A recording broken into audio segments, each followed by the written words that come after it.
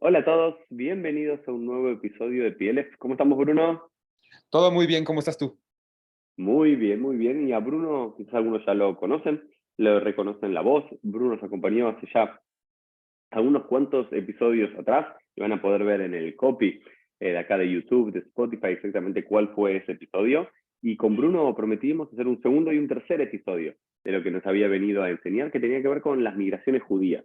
Teníamos un objetivo con Bruno que nos pusimos cuando nos conocimos, de poder hacer en 3 episodios de alguna forma una idea general de cómo es que hoy encontramos en cientos de países del mundo población judía, cuándo se fueron dando esas primeras migraciones, esos primeros movimientos, las razones y de qué lugar nos fuimos moviendo, desde nuestro lugar original, la tierra de Israel, Judea y demás. Y analizamos en nuestro primer episodio más o menos los primeros 1000 años de estas migraciones, más o menos desde el siglo X, XI, antes de la era común, los primeros registros históricos arqueológicos que tenemos, hasta la destrucción del primer templo de Jerusalén, del segundo templo de Jerusalén, perdón, en el año 70 después de la era común, bajo los tiempos romanos, y habíamos dicho que ya ahí los judíos ya no vivían solamente en la tierra de Israel, ya vivían en la actual Siria, Líbano, Jordania, Turquía, habíamos dicho que habían llegado incluso hasta Bulgaria, Roma, algunas islas del Mediterráneo, Irán, eh,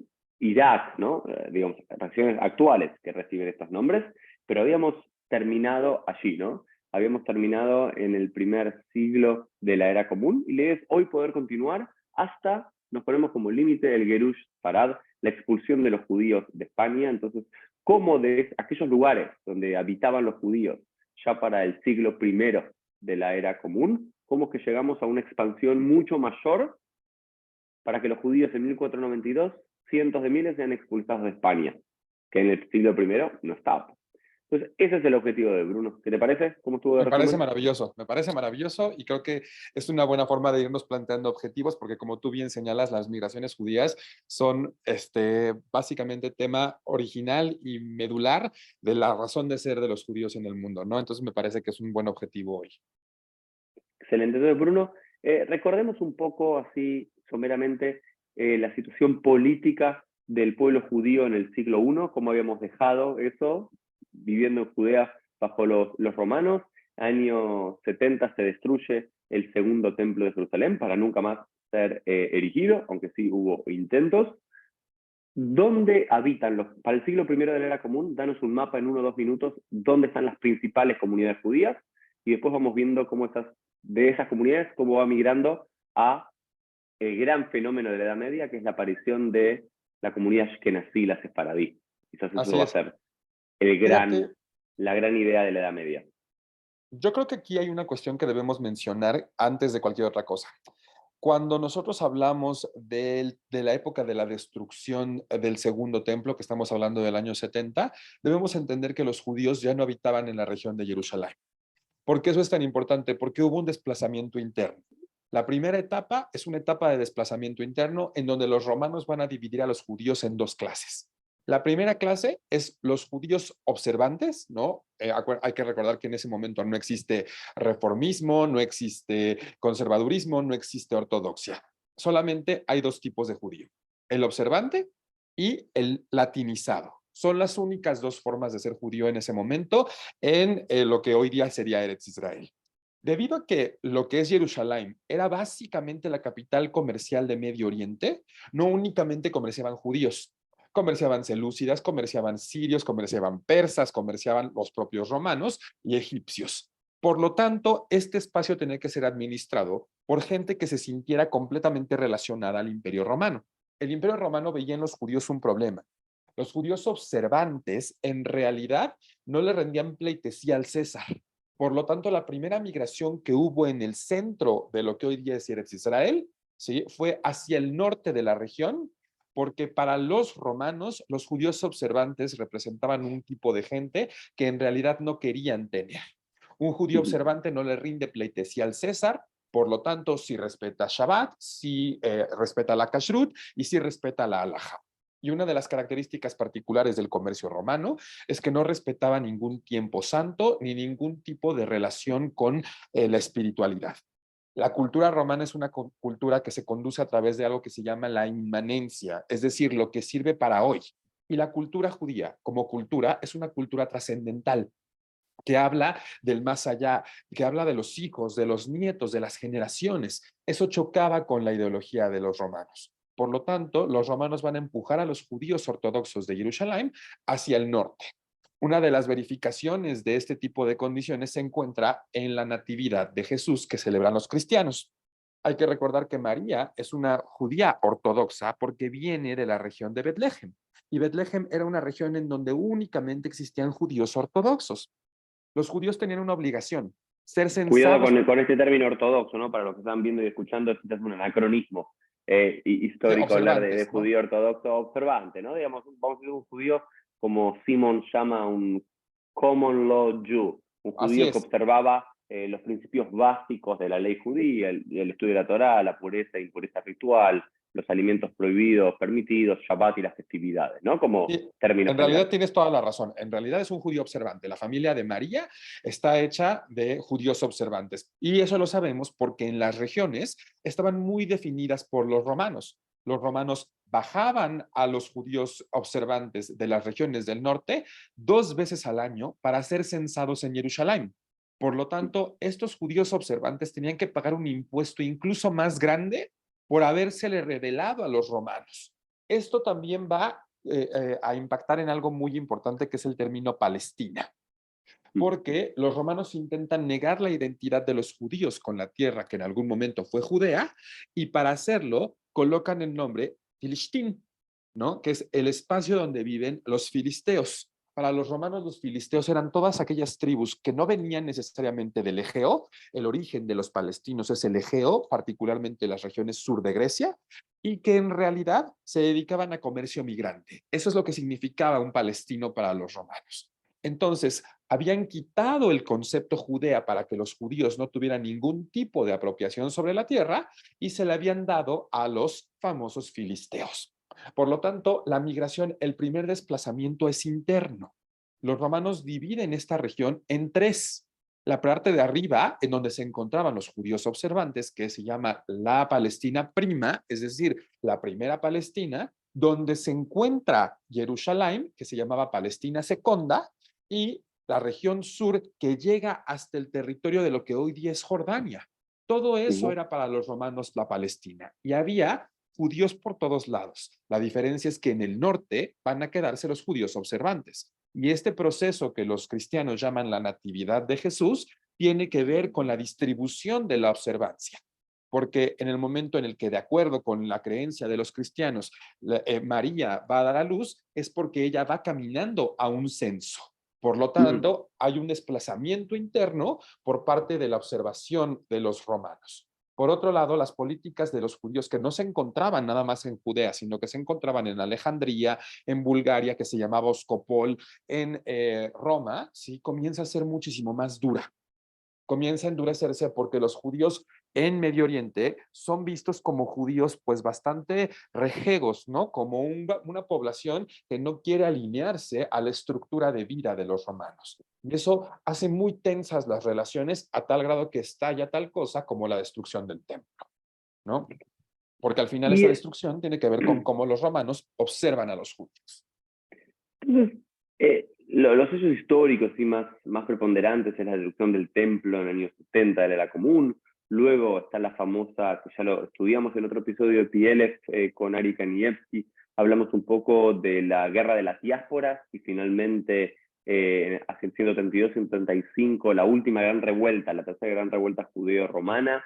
Y esto imagino, ¿no? Estas diferentes guerras, en las cuales las tres guerras los judíos son derrotados militarmente por los romanos. Eh, Esto debe generar también un fuerte proceso migratorio, ya para mediados del siglo II de la era común. Entonces, ¿a qué poblaciones judías los sobrevivientes se van a ir? ¿No? Esa es la primera pregunta. Si se van a restablecer en comunidades judías ya existentes en otros lados, fuera de el eje romano, o bien van a nuevos lugares, nuevos territorios, ¿no? En este siglo segundo, tercero de la era común. Mira, tú hace rato dijiste algo muy importante y lo voy a retomar. Finalmente es debido a la destrucción del templo que las migraciones generan la condición Ashkenazim, Sefaradim y Mizrahim. Si no Mm, hubiera sido por esa destrucción del templo, en realidad no sabemos qué habría pasado. Cuando se destruye el templo, es una acción evidente de intolerancia por parte de Tito, y como resultado de esta acción, los judíos se sienten, sin importar si son latinizados o no, agredidos. La mayoría de los judíos sabe que si se va a quedar en la zona de Jerusalén, va a quedar bajo una administración muy conflictiva en donde constantemente habrá actos antijudíos, no antisemíticos, porque eso tiene otras connotaciones históricas que básicamente se generan en la Edad Media. Entonces, para limitar las hostilidades, los judíos que se encontraban en la región central de Jerusalén comienzan a armar una migración familiar. Esto creo que sería lo más importante que le quiero dejar a tu auditorio. La diferencia entre las migraciones Ashkenazim y las migraciones Sefaradim es la forma en la que ocurre la migración. En un principio, cuando los judíos tienen que salir de la zona de Judea, todas las familias, es decir, se va toda madre, padre, hijos, familia extendida, caminan. ¿Hacia dónde caminan? Y esto nos va a resultar de verdad muy particular. Hacia Irán e Irak. Espacios en donde hoy pensaríamos que la vida judía es imposible, ¿no? Y espacios de tensión con el Estado de Israel son en el siglo segundo los espacios de refugio de los judíos. ¿Por qué Irán e Irak? Porque uno de los factores que hace que las tensiones sean tan complicadas hoy día es la factor confrontación respecto a la observancia extremista del Islam. No todos los musulmanes, quiero dejarlo claro, ¿no? Sino la observancia extremista del Islam. Eso no existía en aquel entonces. No existe esa observancia extremista y por lo tanto los judíos arman comunidades con otros grupos, en su mayoría paganos, que se encontraban en las zonas de Irán e Irak. Y aquí vamos a tener sinagogas que van a ser destruidas hasta el año 2010. O sea, imagínate cuántos siglos pasaron de espacios, sinagogas, rezos, tenemos Torot, tenemos evidentemente un gran número de actas que nos mencionan la presencia de la vida judía en Irán e Irak. La principal investigadora de este tema se encuentra hoy día en Holanda, su nombre es Sasha Goldstein-Sabah, y se dedica precisamente a, paisana, ¿no? Y se dedica precisamente a esto, ¿no? A explicarle al mundo qué pasa en las migraciones en Irán e Irak y por qué incluso durante la Edad Media la comunidad judía se encuentra, pues sí, cerrada, pero protegida. Ahora, mm, hay un punto, no puedes también dejar de lado que hay cuestiones como la Torá, hay cuestiones como las profecías que indican que el espacio no que le pertenece a los judíos o donde hay una identidad social de los judíos es Eretz Israel. Y existe la constante necesidad de estar regresando. Estos grupos que regresan se van a confrontar con las hostilidades de un nuevo grupo, los cristianos. Los cristianos surgen precisamente como una iglesia, como un colectivo entre los siglos 3 y 4. Es decir, no es que Jesús muera, ¿no? Y automáticamente aparecen los cristianos. No es un proceso muy largo. Y originalmente los cristianos son un grupo rechazado por Roma, al igual que los judíos. Sin embargo, como el cristianismo en términos prácticos le resultaba más sencilla la conversión al cristianismo a la gente comienza a empaparse de esta nueva religión y por lo tanto comienza la demografía a explotar. Hay más cristianos que judíos. Hay dos factores principales para este proceso. El primero, el judaísmo no busca la conversión. Sí, sí te puedes convertir. No hay una prohibición. La conversión alágica aparece dentro de las normas y vamos a hablar de ella cuando hablemos de los Ashkenazim. Pero en el caso de la connotación teológica de los cristianos y de los musulmanes, la conversión no solamente es una búsqueda, sino es necesaria, porque tanto para cristianos como para musulmanes hay un concepto que se llama la parusía, y la parusía significa la segunda venida de su profeta o de su Mesías. Entonces, la condición de la parusía es que todos sean cristianos o todos sean musulmanes. Eso no se comparte con el judaísmo. Por lo tanto, los cristianos buscan formas de conversión y esto significa llegar a todos los rincones de Medio Oriente, del norte de África y de Europa.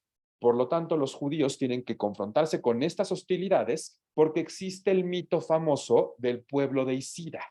A partir del siglo III, los judíos de esta región particularmente son denominados el pueblo de Isida. El pueblo de Siria significa, para tu auditorio que no sepa, el pueblo que mató a Dios. Ujú. Para entonces confrontar esto, los judíos tienen que salir de diferentes regiones y finalmente armamos esta distinción primero entre Ashkenazim y Mizrahim y después los Sefaradim. ¿Por qué? Porque como forma de poderse mover de estas hostilidades, los varones jóvenes judíos van a migrar de la región de Irán y de Irak y se van a ir hacia una región que hoy día es sumamente volátil, ¿no? Pero, o sea, que tiene que ver o que viene mucho a colación, que es la región de Crimea. Mm. ¿Por qué Crimea? Porque en Crimea, y quiero nada más que a tu auditorio le quede muy consciente esto, los judíos que salían de Irán y de Irak iban caminando con su bolsita de cosas en la mano buscando un espacio donde asentarse para hacer agricultura. O sea, por eso es que la migración de los Ashkenazim se hace de hombres, porque son estos hombres los que salen de esta región con sus bolsitas de granos en la espalda. ¿En qué siglo estamos hablando? ¿En qué siglo Tercero, estamos hablando? en el siglo Siglo tercero. tercero, los judíos varones van a salir de las regiones de Irán y de Irak a intentar limitar las hostilidades que existían en su contra y llegan a Crimea. En Crimea había una ventaja. Pero te hago una pregunta, ¿por qué en Irak e Irán había hostilidades hacia los judíos y supuestamente el Imperio Romano o cristianizado luego desde el siglo IV no era su área de influencia, sino que estaban bajo, digamos, los zoroastras o persas o algún otro imperio de la Porque es zona? una muy buena pregunta, fíjate, y a lo mejor viene a colación aclararla. Porque en Irán e Irak no había una sola administración. ¿Qué Mm, comenzó a pasar en esta época? Las administraciones eran locales. Por lo tanto, dependía de cómo cada persona vivía su relación con los judíos para saber si había hostilidades o no. Entonces, por ejemplo, había facciones del zoroastrismo que recibían muy bien a los judíos, pero había facciones del zoroastrismo que mm, no nada más no los recibían, los perseguían, los golpeaban, los empujaban. Se necesitaba, no existe en estas épocas la creación del Estado, o sea, no existe tal cosa como un Estado, ¿no? Pero se necesitaba tener un espacio donde los judíos pudieran no ser perseguidos. En la mm. historia de los Ashkenazim pasó todo lo contrario, ¿no? Pero eso tiene que ver con las características de Europa. Entonces, de ahí que los judíos hombres salgan a una migración a Crimea. ¿Por qué? Porque las mujeres, sí, y las familias antiguas se van a quedar en Irán, se van a quedar en Irak, se van a quedar en Jerusalén, ¿no? O sea, se van a quedar en estas zonas viviendo hostilidades. Pero los judíos jóvenes van a la aventura a intentar encontrar un espacio donde puedan asentarse siendo ellos mismos. ¿Cuál era la ventaja de Crimea? ¿Por qué Crimea? Porque uno dice, qué random lugar, ¿no? O sea, ¿por qué Crimea? Bueno, porque Crimea era uno de los pocos espacios que por el siglo tercero no era administrado por Roma. Era uno de los pocos espacios. Una de las cosas que siempre les digo a mis alumnos es, si quieren identificar qué espacio le perteneció al Imperio Romano en algún momento, revisen los países en Europa o en el norte de África cuya terminación en el nombre sea IA. Si termina IA, fue en algún momento del Imperio Romano, ¿no? Britania, Hispania, Mauritania, Germania, España, exactamente. Italia, Francia. Esas regiones le Mm. pertenecieron al Imperio Romano, ¿no? Porque el IA era un hiato de pertenencia al latinismo. Entonces, Polonia, Rumania, Hungría, ¿no? O sea, imagínate qué tan grande era. Crimea no le pertenecía a los romanos. Y era un territorio chiquito en donde Pero había Rusia sí o no, Rusia sí o no, no. la característica de Rusia es diferente porque Rusia está formado por algo que se llama Rus, ¿no? Y lo que hacemos nosotros cuando lo traducimos al español o al francés o Ah, a ok, cualquier lengua romance es agregarle el IA por el latinismo. Pero ok, Rusia, su ok. nombre original es Rius, que la región del Rius, ¿no? Y estas migraciones también son completamente diferentes, ¿no? Son otros pueblos los que habitan en esa zona. Ya estaba muy lejos y era un clima que a los romanos no les encantaba, porque bueno, uno puede aguantar una nevada o 5 nevadas en la región de la península itálica, Mm. pero no aguanta Entonces, 7 meses del año así, ¿no? estamos hablando que para el siglo primero y el siglo segundo, por estas persecuciones de los romanos y demás, los judíos se mudan, ¿no? Más hacia el oriente, Así llamémoslo, es. más para las regiones de Irak e Irán, y recordemos que el famoso Talmud babilónico, ¿no? Que se concluye hacia el fin del siglo V, comienzo del siglo VI de la era común, con las yeshivot importantes de Sura, Pumbedita, Nearda y demás, todas están cerca del Éufrates, y en Matia Mejazda y otras importantes poblaciones judías. Eso es lo que hoy podríamos llamar, y entiendo de tu presentación, el inicio del mundo mizrají, de Así alguna es, forma. Eso es el exactamente. mundo mizrají. Vos estás diciendo que para el siglo III, siglo IV, no familias, sino que hombres solamente comienzan a migrar a la región de Crimea y ese va a ser el origen del mundo ashkenazí Así es, posteriormente. así es. Te hago una pregunta, ¿y qué hay ahí? Porque vos decís solamente hombres migran y hombres solos no pueden formar familias, no pueden tener hijos y no puede ser. Entonces, ¿qué pasa ahí con las mujeres? ¿Hay mujeres de la zona que convierten? Y por eso también tenés, no sé, también para explicar, las migraciones también explican un poco la tez o el, El color de los piel. diferentes, el color de piel, de ojos, de pelo de judío, digamos. Yo podría ser alguno de esos judíos, yo siempre que veo Fauda, Bruno, yo digo, este personaje podría ser yo, este podría ser mi primo, mi hermana, Ajá. mi papá, tenemos toda la jamula ahí. Pero otros amigos judíos rubiecitos podrían pasar por un polaco promedio, por un alemán promedio y demás, y, y 1500, 1600 años de historia no explican sino una alteración genética, Claro, ¿no? O algún claro, cruce claro. genético. Entonces, ¿cómo se da eso? ¿Con quiénes se casan estos hombres Muy, del siglo III o IV? esa es una muy buena pregunta y por eso, ¿no? Hoy día, o sea, la gente que no tiene como, o sea, digo que no tienen que serlo, ¿no? Pero la gente que no tiene muy claras estas distinciones, particularmente los Ashkenazim, suelen pensar que los Sefaradim y los Mizrahim son lo mismo, precisamente por esto que tú estás señalando, porque las migraciones Sefaradim van a ser familiares. Entonces ya vienes con tu familia completa y pues las generaciones se van a parecer al judío de Medio Oriente, ¿no? ¿Por qué los judíos europeos, ¿no? O los judíos que vienen en la zona del Ashkenaz tienen estos tonos de piel que, como tú bien mencionas, pues sí, ¿no? Bien pueden ser de cualquier nacionalidad original. Bueno, ¿qué va a pasar? Resulta que estos hombres, como tú bien señalas, no pierden la religión. Al contrario, se hacen más religiosos en el sentido de la observancia, porque cuando estás lejos, lo único que te puede quedar, ¿no? Es esta fe.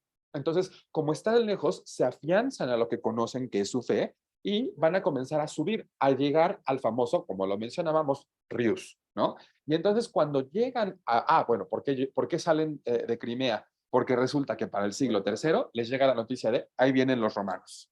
Mm. ¿Por qué los romanos querían Crimea? Porque ya no aguantaban las migraciones de ostrogodos en el centro de Roma. Por lo tanto, necesitaban más y más y más territorio. Por ahí estaba ya formándose el imperio bizantino y se estaba cristianizando, y entonces los romanos quieren más territorio, necesitan más territorio. Y por eso los judíos dicen, ¿otra vez romanos? Claramente no. Y emigran hacia el norte, caminan literal toda la frontera de lo que hoy día sería Rusia. Cuando llegan al norte se encuentran justamente solos, no van a regresar al Medio Oriente, no van a regresar a Irán o a Irak, y a quienes se encuentran a tribus paganas en donde se puede practicar la conversión alágica.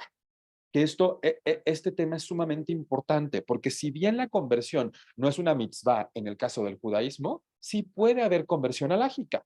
No hay ningún problema, ¿no? O sea, la conversión alágica está prevista dentro de la Torá. Entonces, se practican conversiones alágicas de mujeres celtas, ¿no? Por supuesto, que evidentemente son toda la población nórdica, ¿no? De mujeres que vienen de los pueblos húngaros son otro tipo de pueblo y por eso los húngaros son Ashkenazim, ¿no? Y por supuesto, las tribus de vikingos que se encontraban en esta región que son paganas. Por lo tanto, aquellas que se convencen se juntan directamente con los judíos y de aquí viene toda esta carga genética, porque cuando tienes hijos, en estas regiones el gen dominante es justamente el gen nórdico, no es el gen medio oriental, es el gen nórdico. Entonces, generación tras generación, por supuesto que se va a ir perdiendo la relación directa con lo que viene de Judea, porque generación tras generación, estas conversiones alágicas funcionaron para que las poblaciones directamente se relacionaran con los judíos. Entonces, esto forma el famoso Ashkenaz. Ahora, Mm. nada más lo quiero decir, esto tú lo sabes mejor que yo, porque si bien yo soy, yo digo que a veces soy un cliché de judío, ¿no? A veces parece que me sacaron de alguna de estas series estadounidenses como La Niñera, así de cliché me siento, pero no soy rabino. Entonces no tengo esa formación. En mi lado va a ser muchísimo más hereje o secular, si quieres verlo así, ¿no? Pero una realidad es que para los judíos que están emigrando en este momento, hay que recordar que el Ashkenaz aparece en la Torá. O sea, el concepto Ashkenaz aparece en la Torá. ¿Quién es Ashkenaz? Uno de los descendientes de Noé. Entonces, ese concepto de una tierra en la diáspora a donde llegan los descendientes de Noé después del diluvio está presente en la Torá. Entonces, no hay una carga de responsabilidad de nos estamos yendo de la Torá. Al contrario, estamos cumpliendo con uno de los preceptos de la Torá. Por lo tanto, las profecías en los Nevi'im y en los que Ketuvim se van a poder cumplir, ¿no? Porque estás Mm. cumpliendo con los preceptos originales migratorios. Entonces, es encontrar la tierra del Ashkenaz. En términos históricos y no religiosos, ¿no? El Ashkenaz es una región marcada por todas las desembocaduras de lo que es el río Rin. Eso es el El Ashkenaz. Rin. Ok. Así es. Por eso llega hasta el Pero norte de eso está Francia. más, claro, entonces estamos hablando que para el siglo IV y demás, estos que estaban en Crimea van subiendo hasta la actual Rusia y demás, pero luego comienza un proceso migratorio del este hacia el oeste. Así es. ¿Por qué comienza ese proceso? La respuesta es sencilla, el cristianismo.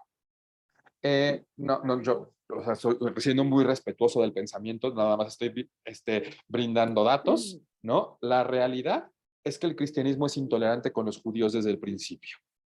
El cristianismo, así como el judaísmo y como tú lo mencionaste, los libros sagrados y el Talmud tienen épocas de cierre, es decir, de clausura, ¿no? Donde los textos están cerrados ya.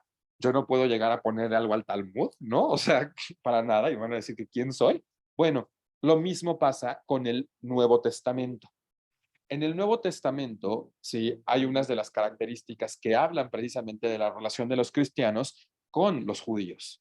Y uno de estos grandes autores del Nuevo Testamento es Juan, ¿no? Los evangelios, ¿no? Y Juan tiene una condición sumamente antisemítica.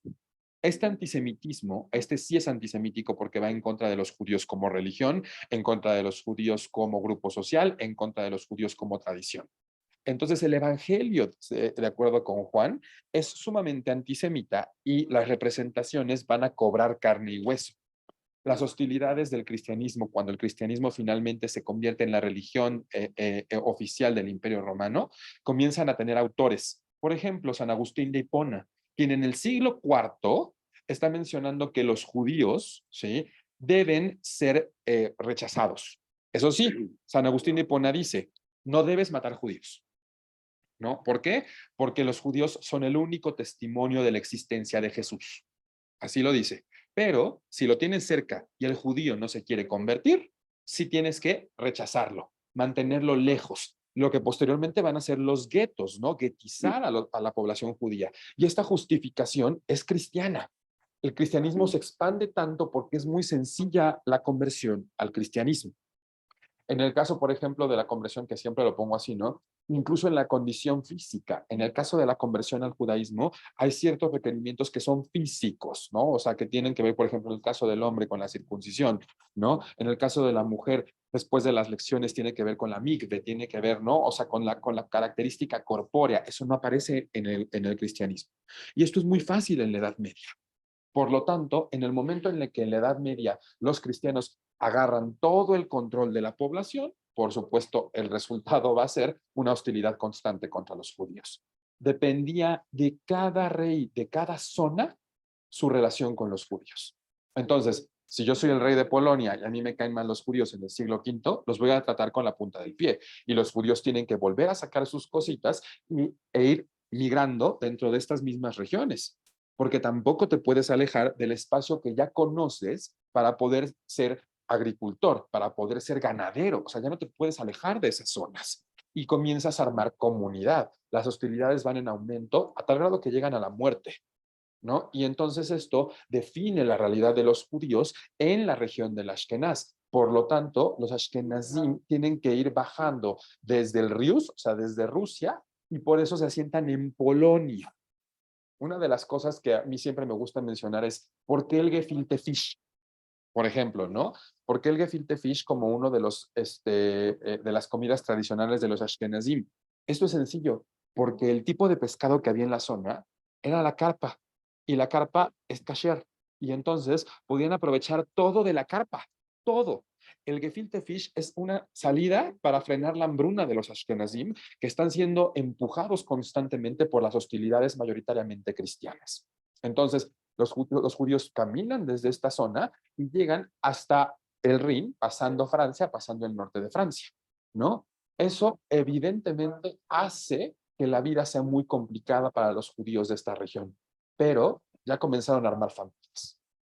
Entonces, Bruno, es fascinante porque no me quiero adelantar a la historia. Va a haber también una suerte de boomerang, también un momento, porque ahora estamos hablando de una población ashkenazí que nace en Crimea y que se mueve luego hacia el oeste, pero luego vamos a ver un fenómeno en los siglos posteriores donde la población judía nuevamente, de ese apogeo que va a ser el Valle del Rin, que va a ser Francia, que va a ser Alemania, va a volver por persecuciones luego cristianas, las cosas demás, a volver a Polonia, a volver a Rusia y demás, más adelante en la historia, lo cual es muy interesante, ese ida y vuelta. Entonces, estamos hablando que ya tenemos el origen del mundo mizrahi, ¿no? Que son aquellos judíos que se fueron para Irak, se fueron para Irán, que se quedaron en aquellas zonas, que produjeron el Talmud babilónico, que produjeron importantes yeshivot en el siglo V, en el siglo VI, séptimo en adelante. Tenemos estos judíos ashkenazim que del siglo III o IV comienzan de la Crimea y ya después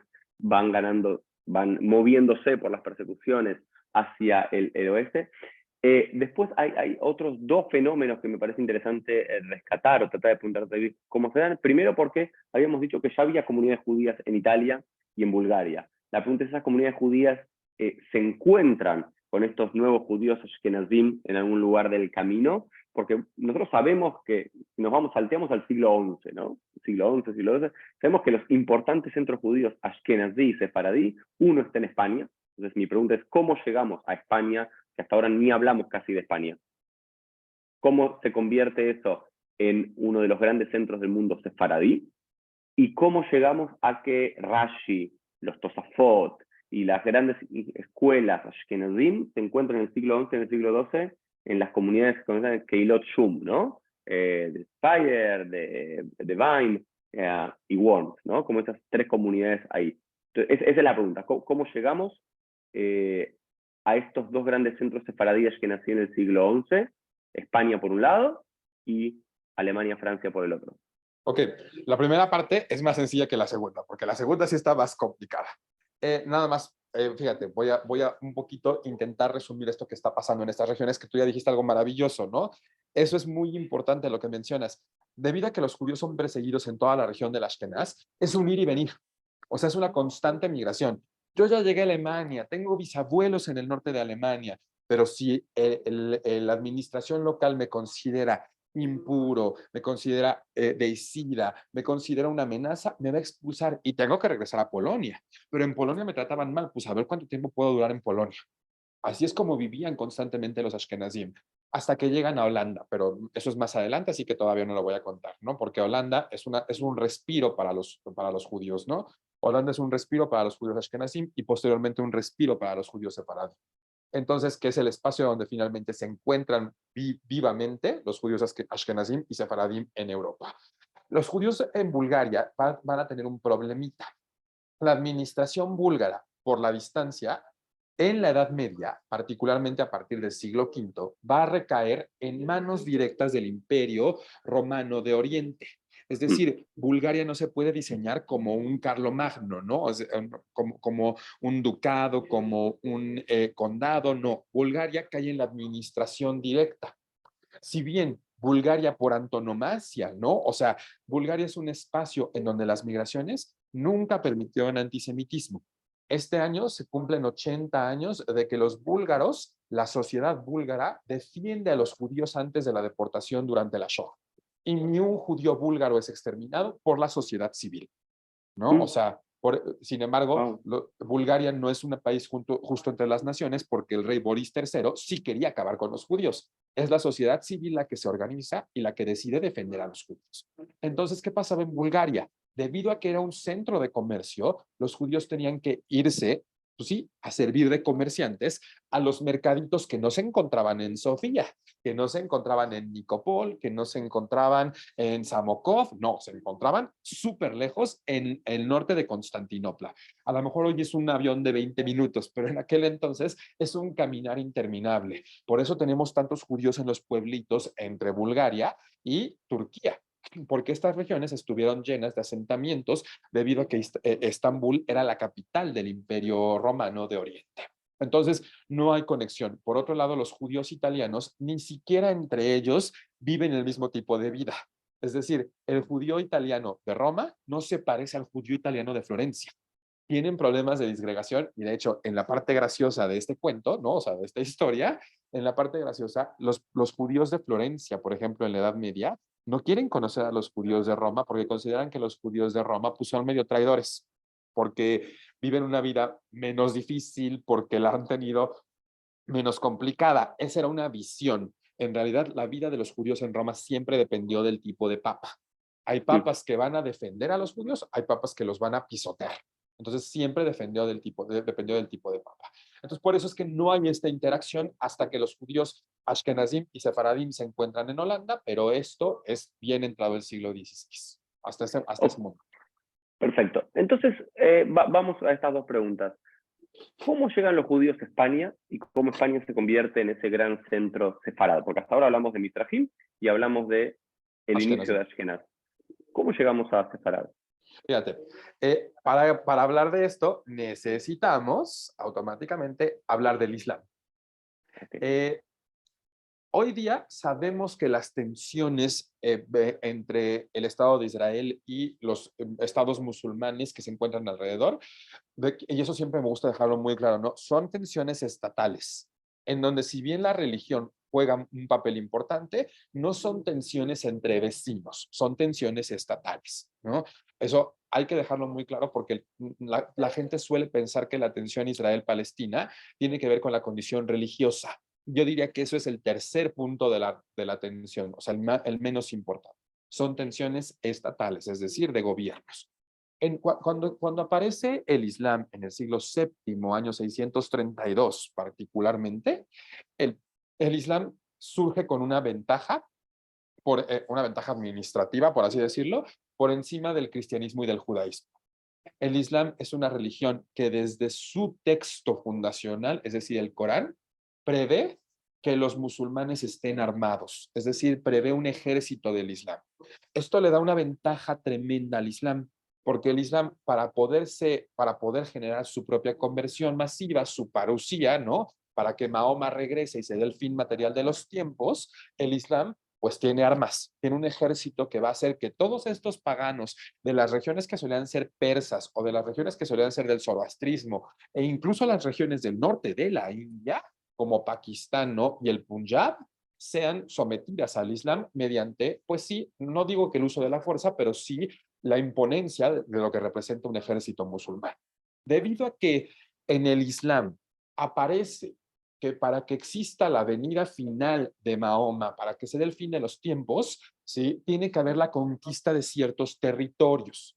O sea, a diferencia del judaísmo, del Tanaj completo y del Antiguo y el Nuevo Testamento en la Biblia que utilizan los cristianos, en el caso del Islam, esto tiene que ver con que es el siglo séptimo, ¿no? Hay que pensar que, pues, la Torá para este momento ya tiene 4000 años de existir, ¿no? Entonces, para el siglo séptimo, más de 4000 años, para el siglo séptimo, lo importante era, ¿sí? La conquista de territorios. Por eso es que el Mm. Corán sí tiene márgenes específicos geográficos para conquistar. Entonces, uno de estos márgenes es la península ibérica y el norte de África. Cuando el Islam comienza este proceso, los judíos ven una oportunidad perfecta para lanzarse al comercio. Judíos y musulmanes no se pelean en la Edad Media. Sí, en algunos casos hay hostilidades muy graves. ¿Como en qué casos? Como en las cruzadas, por ejemplo, ¿no? Las cruzadas que a mediados de la Edad Media, valga la redundancia, ¿no? Entre el siglo IX y el siglo XIII van a ser estos enfrentamientos entre cristianos y musulmanes. Yo siempre he dicho, y a quien le fue peor en estos enfrentamientos es a los judíos. Porque como cristianos arman un ejército y musulmanes arman un ejército, cuando te encuentras con el antisemitismo, ¿no? Que confronta a ambas religiones, pues los judíos de paso van a ser sometidos. Y hay una matanza espantosa en Jerusalén de judíos justamente cuando los cristianos logran entrar a Jerusalén para la supuesta recuperación. Entonces, Mm, no es que a los judíos no tengan hostilidades con los musulmanes, pero en el proceso migratorio, los judíos protegen a los musulmanes, digo, los musulmanes, perdón, protegen a los judíos en el proceso de migración por el norte de África. Cuando se percibe que la tierra del Esfarad forma parte de los territorios que los musulmanes van a conquistar, los musulmanes crean el califato de Granada. Y en este califato de Granada se encuentra otra referencia para los judíos, que es una referencia también religiosa. La palabra Sfarad aparece en 2 ocasiones como término en la Torá. O sea, aparece como un término. Por eso yo entiendo que hay muchísimas formas hoy día de vivir el judaísmo, pero por eso la diáspora es necesaria, porque la diáspora aparece como una de las condiciones para que haya Mesías. Entonces, la diáspora es tan importante como los judíos que habitan en Eretz Israel.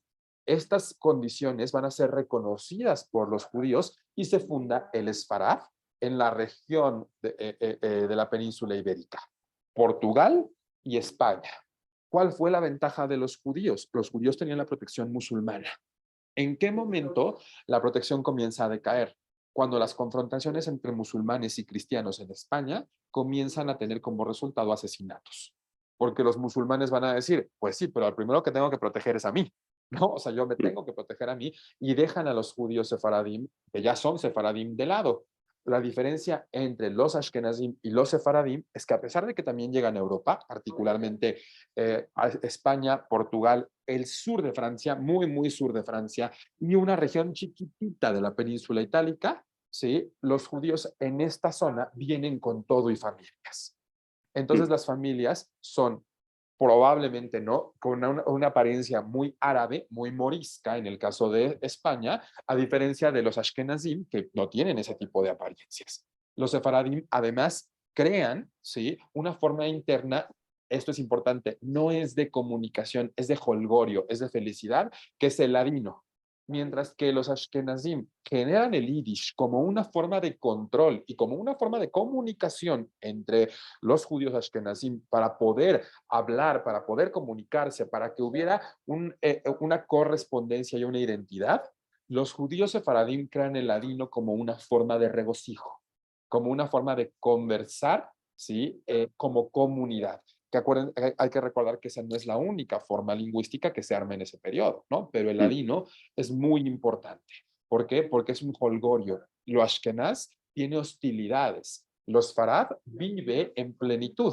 Y de hecho, hace ratito tú hablabas de la expulsión de 1492, ¿no? Bueno, una de las cosas que uno alcanza a ver en la expulsión de 1492 es que los judíos que generan canciones y poemas sobre el Esfarad tienen esta sensación constante de nostalgia.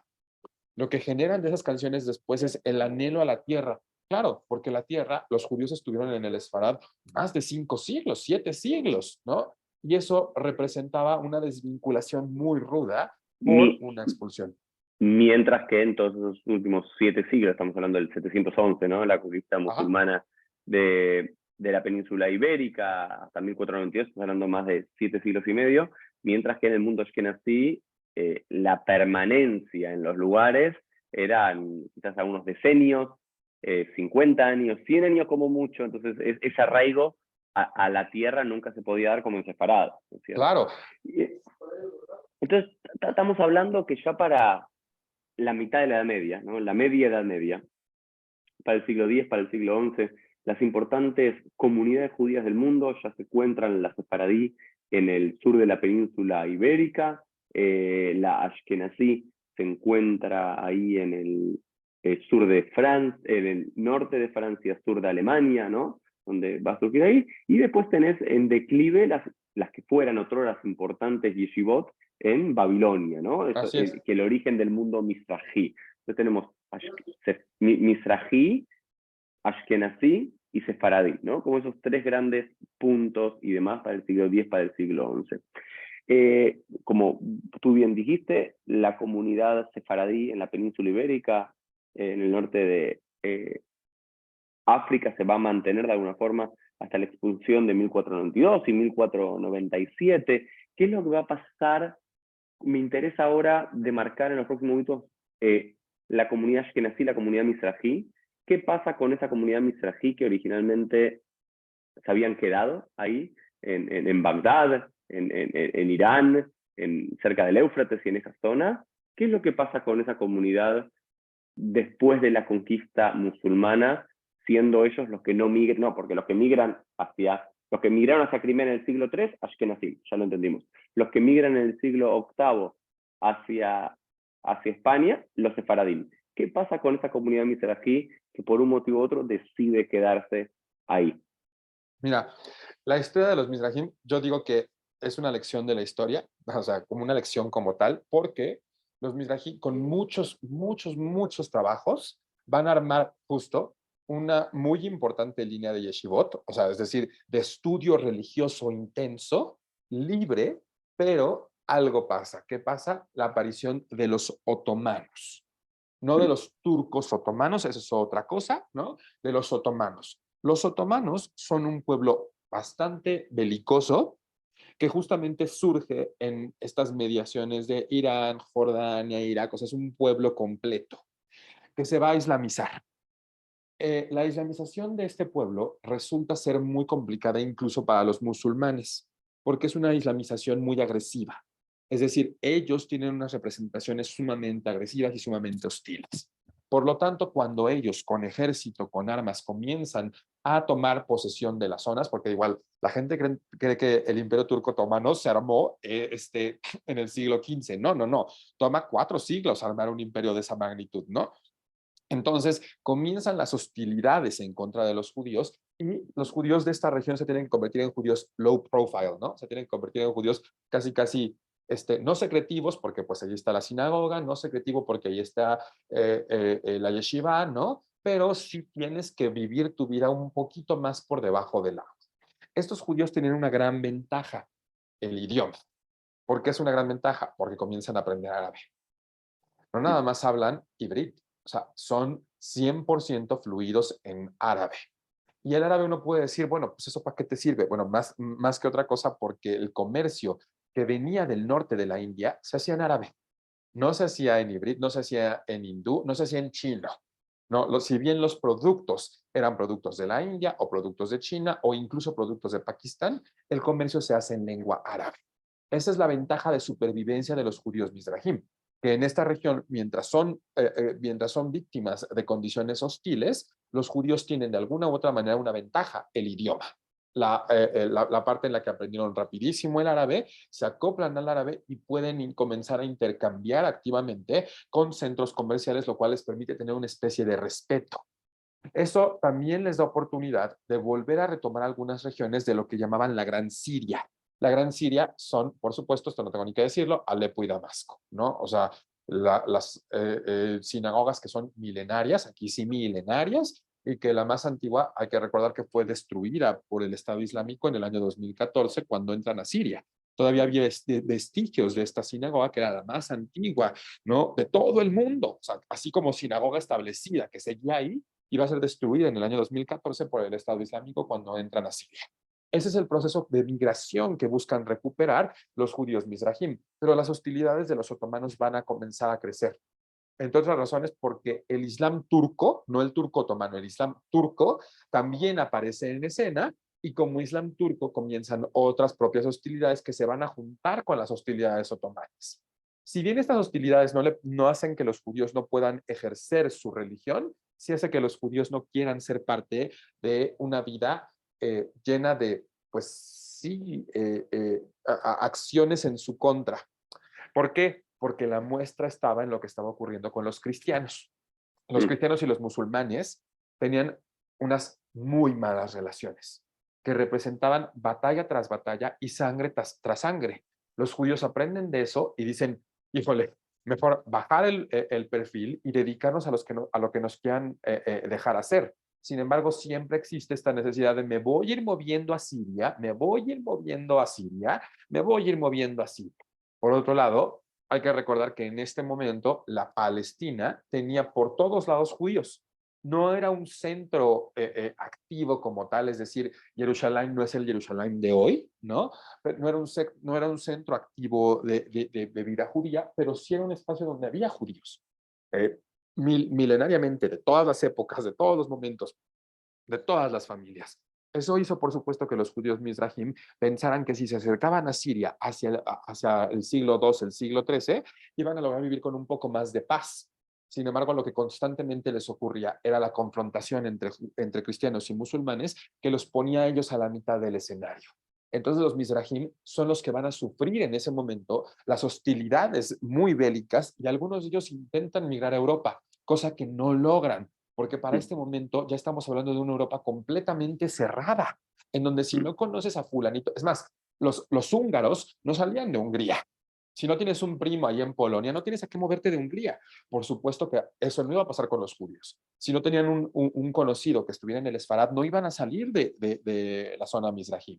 Entonces, por tanto, hay una necesidad de establecer un judaísmo muy por debajo del agua hasta que a los judíos en Irán les alcanza la escala, pero eso lo vamos a ver en el siguiente episodio porque todavía no lo voy a mencionar, porque si bien la escala, yo siempre digo que según yo, Moshe Mendelssohn debe haber sido parte de mi línea de vida porque tengo una conexión especial con él, es una ridiculez, ¿eh?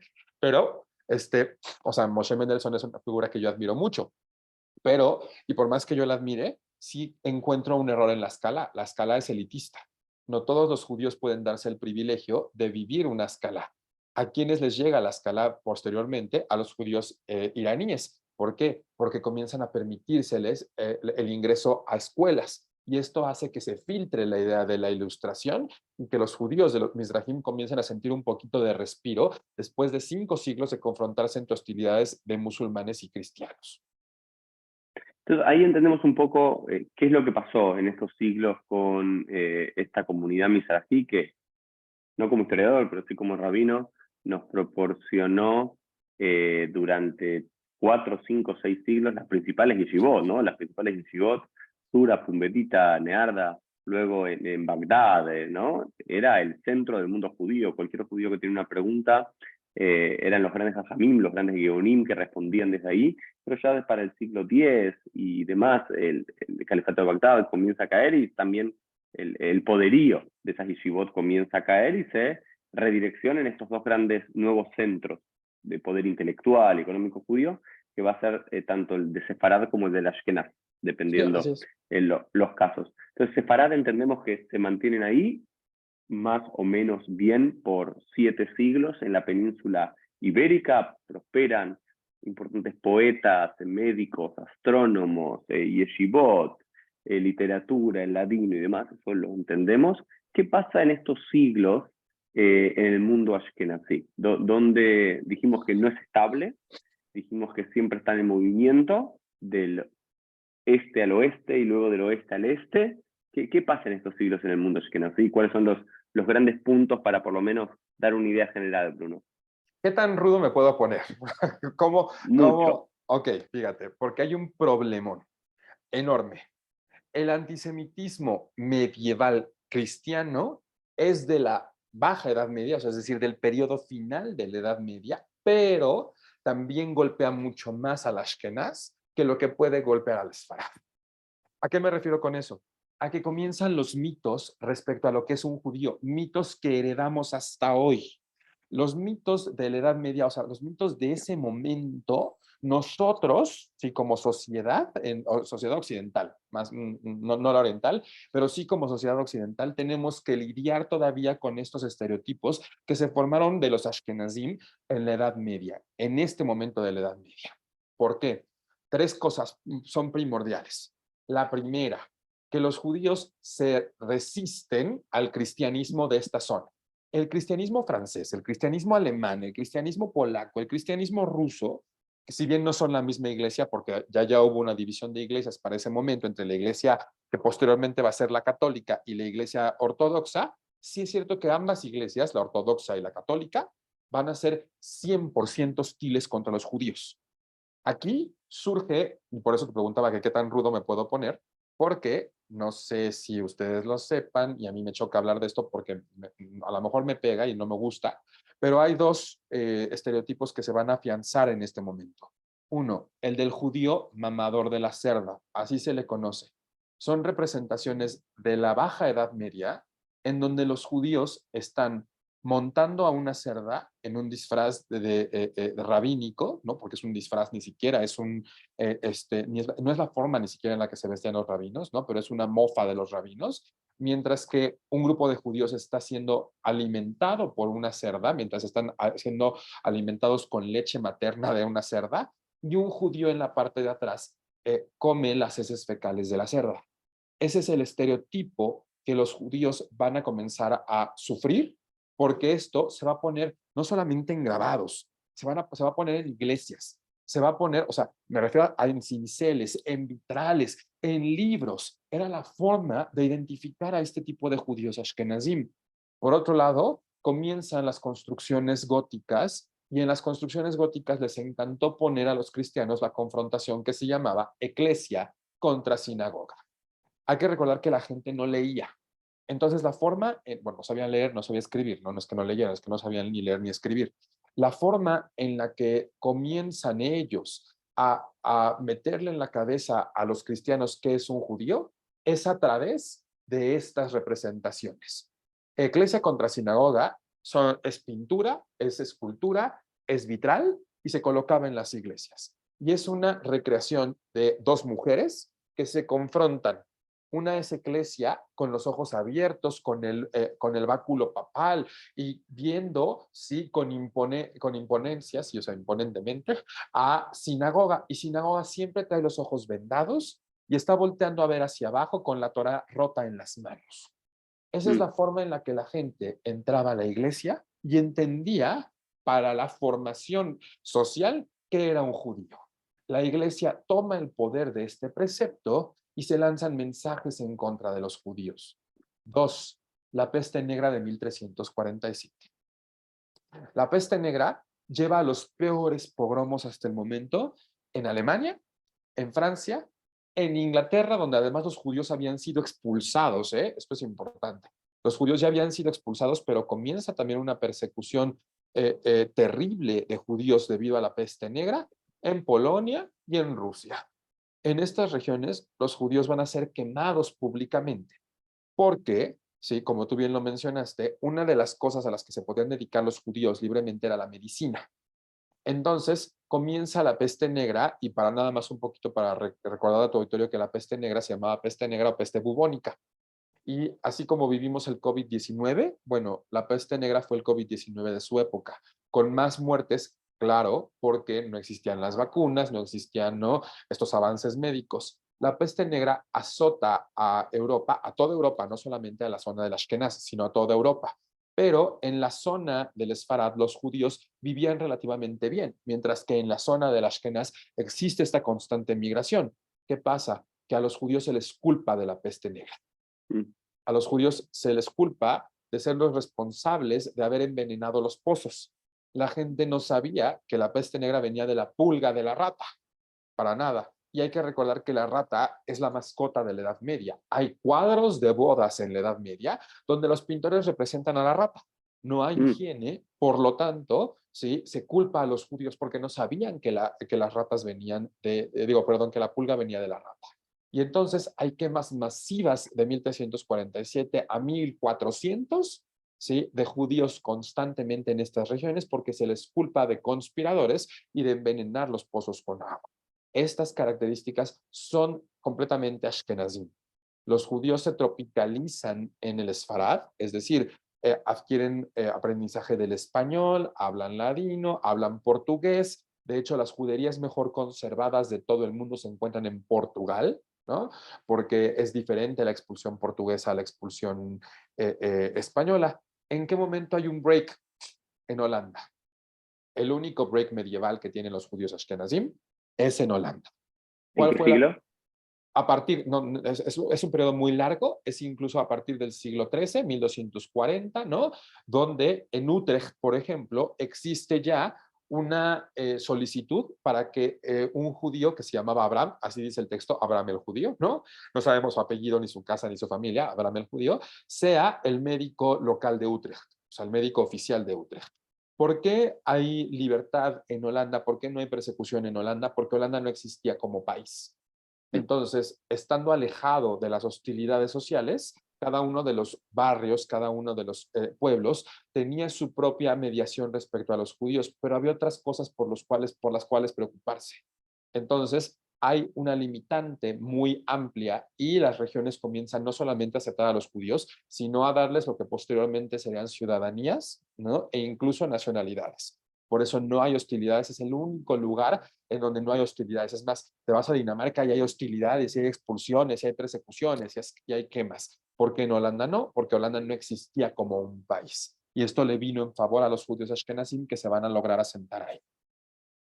Bueno, Bruno, la verdad que creo que en una hora cubrimos un montón, ¿no? En Sí, una sí, yo también hora lo creo. intentar de alguna forma casi 14 siglos de la historia y las migraciones judías para entender cómo, ¿no? Esto es lo fascinante.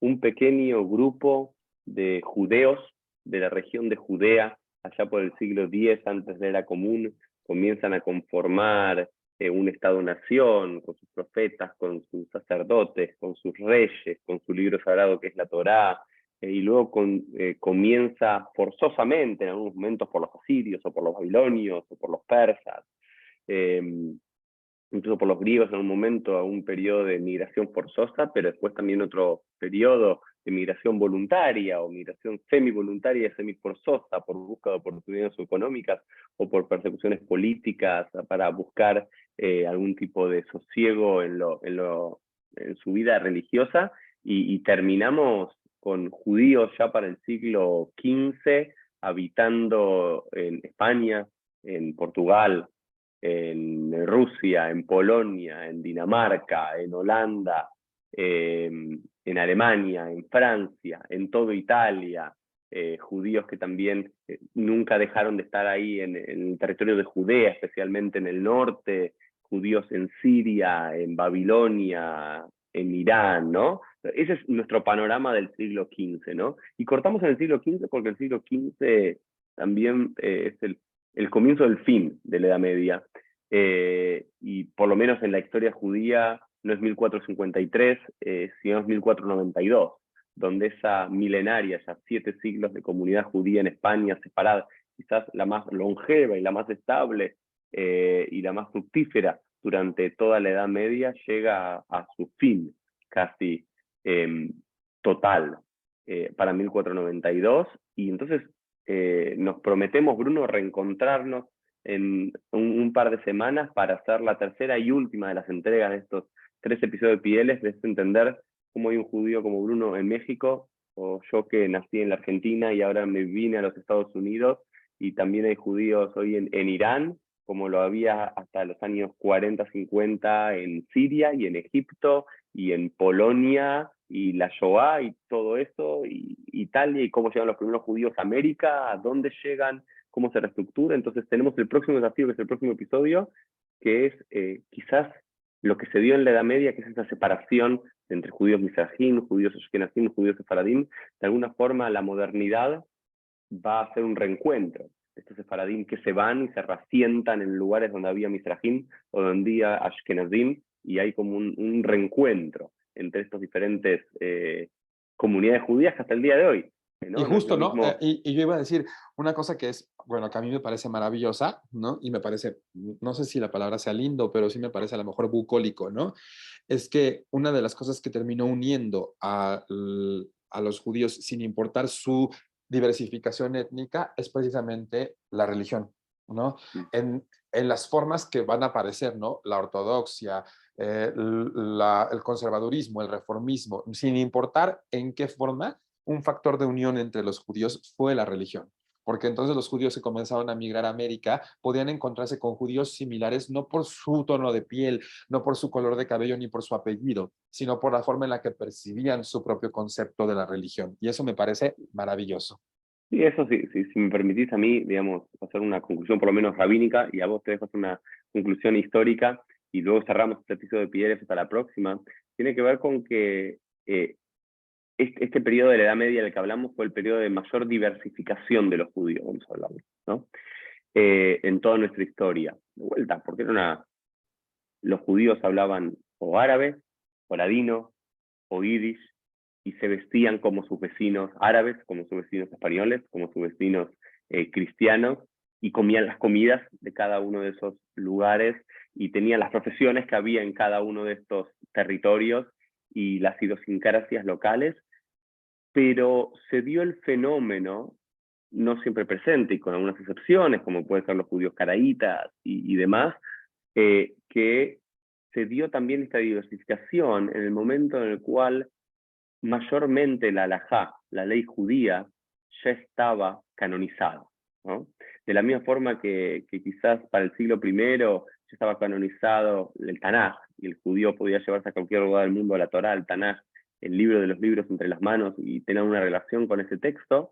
Ya para estos siglos V, VI, VII de la era común, el Talmud ya está canonizado, y los principales para el siglo VIII, siglo IX de la era común, en lo que era el mundo mizrají, en Babilonia, los primeros códigos halágicos, códigos legales, se mantenían, y si bien se puede hablar de una diversidad terrible, cultural, económica, social, de vestimenta, lingüística, de estas diferentes comunidades judías, el Shabbat, o qué era kasher y qué no era kasher, qué se podía hacer en Shabbat y qué no se podía hacer en Shabbat, cuáles eran la liturgia básica. Quizás la entonación de la liturgia era diferente, pero los restos, la estructura del resto, que el Shema está antes que la Midá, y que había 2 brajotantes y 2 bendiciones después, y que la Torá se lee los lunes, jueves y sábado, eso era eso estaba tan canonizado, en términos generales, por supuesto, con usanzas particulares en cada uno de los lugares, que también permitió esa unión en la dispersión. Que no quería yo, digamos, desde mi lugar como rabino, poder comentarle a todos los que nos están viendo y escuchando qué es lo que permitió ese reencuentro, ¿no? Que se va a empezar a dar luego en el siglo XVI, XVII, en adelante, en las comunidades tan diversas, porque la ley judía, en su gran mayoría, por supuesto, con el ashkenazí no come arroz y el sefaradí come en Pesach, Empieza, o ajá. los sefaradim cantan Shira Shirim antes de Kabbalat Shabbat, y los ashkenazim tienen el Ma'ot Zur. Por supuesto que hay esas pequeñas cosas, y muchas de esas pequeñas cosas, pero el tronco ya estaba. El tronco ya estaba, y eso permitió la unión en la diversidad, ¿no? Eso me parecía a mí, me gustaría que esa sea mi conclusión en este encuentro, Bruno. Algo desde tu lugar como historiador para cerrar este final del siglo XV y dejar así como puntos suspensivos a lo que va a pasar desde el siglo XVI en adelante. Yo creo que una de las cosas que me emocionan de dedicarme a la historia judía, ¿no? Y tener la oportunidad de dedicarme a la historia judía, que es verdaderamente lo que me apasiona, ¿no? Pero creo que una de esas cosas es que cuando nos damos un clavado a la historia judía y a la historia de los judíos, que tiene una combinación de mística, por supuesto, y una combinación social, porque, o sea, ahorita mencionamos cosas como que el Ashkenaz aparece en la Torá y como que el Esfarad aparece en la Torá, ¿no? Y entonces es por eso que hay una identificación de estos espacios. También asomarse a la historia judía y a la historia de los judíos es asomarse a la historia en general, y es abrir puertas para entender cómo las comunidades, los grupos, las sociedades son diversas, y es ahí donde tenemos riquezas, ¿no? Es en esa diversidad donde podemos encontrar las mayores riquezas de la humanidad. Ahí, claro, yo lo observo desde la historia judía, pero es lo diverso lo que hace que el mundo pueda ser un mejor lugar. Nada más, digo yo sin ser rabino, ¿no? Pero un concepto que me encanta del judaísmo es el tikkun olam, ¿no? Porque precisamente habla de eso, como cuando vas reparando tu casa, no puedes reparar una sociedad completa si no reparas tu casa, porque la sociedad completa es muy diversa. Entonces, de eso se trata, ¿no? Nos vamos reparando a nosotros mismos, a nuestras casas y a nuestras comunidades, porque la sociedad allá afuera tiene procesos diferentes de reparación. Es por eso, es porque nos estamos echando un clavado a la historia judía, pero la historia judía refleja el resto de la historia de la humanidad, Maravilloso, Bruno. Agradecerte por este segundo episodio, y nos queda ¿no? pendiente el tercero y último, y nos vemos todos en un próximo episodio de Pieles. Chau, chau. Chao.